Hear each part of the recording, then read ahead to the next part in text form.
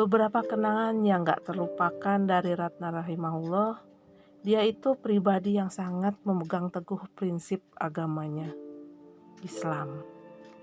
Dia pekerja keras, tapi jarang mengeluh atas sesuatu yang menimpanya. Dia itu tipe orang yang sangat menjaga dirinya dari teman laki-laki. Ini yang saya kagumi. Sekarang, alhamdulillah, ia memiliki 3 orang anak perempuan cantik, secantik Ratna rahimahullah.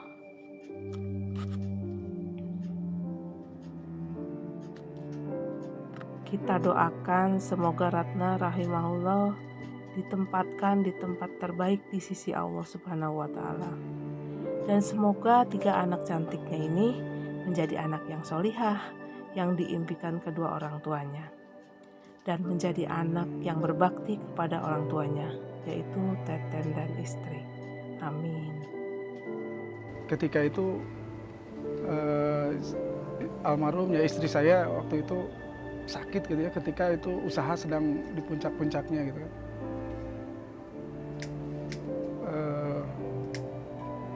Ya memang begitu berat lah gitu, karena mungkin awalnya ya dengan begitu semangatnya, padahal ya saya mengetahui sekali lah bagaimana almarhum itu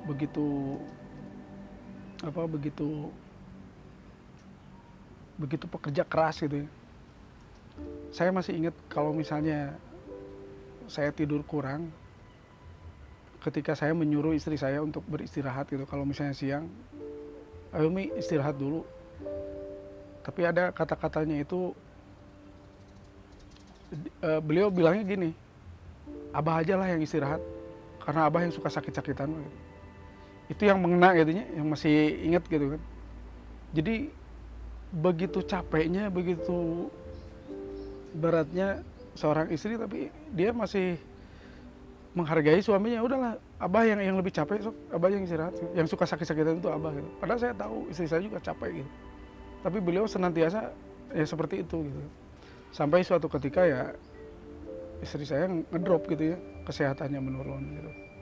Sampai harus dirawat di ICU, pindah rumah sakit juga, beberapa rumah sakit.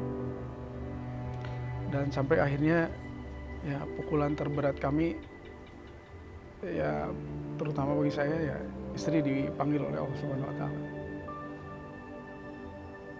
Ketika dipanggil oleh Allah Subhanahu wa Ta'ala, anak-anak kami masih kecil-kecil gitu ya.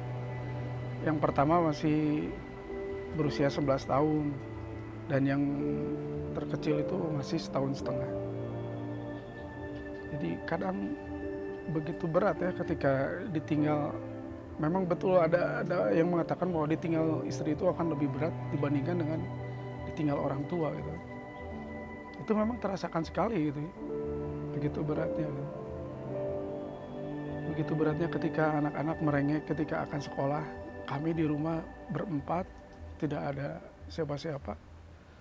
Yang satu menanyakan seragamnya, yang satu mau mandi, yang satu lagi minta susu.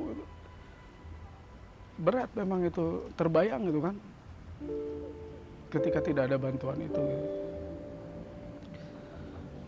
Tapi di balik itu semua, saya yang mengobati saya itu adalah sifat husnudon saya kepada Allah Subhanahu wa Ta'ala. Mungkin inilah yang terbaik, karena tugas beliau mungkin sudah beres, mendampingi saya. Tugas beliau mungkin sudah selesai gitu kan. Tinggal saya yang harus meneruskan tugas-tugas beliau gitu. Ya mudah-mudahan almarhum diterima iman Islamnya. Mungkin saya juga mewakili keluarga mohon maaf kepada rekan-rekan sekalian. Mungkin ada waktu kuliah, waktu zaman kita muda bersama-sama ada kehilapan dari almarhum, mohon dimaafkan. Ya saya juga sama memohon maaf. Mudah-mudahan ajang reuni ini kita bisa saling memaafkan, itu yang intinya.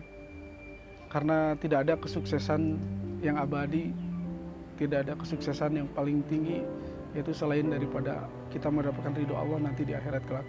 Mudah-mudahan ajang reuni ini bukan hanya sekedar berkumpul saja, melepaskan kerinduan kita, tapi mudah-mudahan ini merupakan ajang untuk saling memaafkan di antara kita, saling menguatkan, saling menyelamatkan nanti terutama di akhirat kelak gitu ya.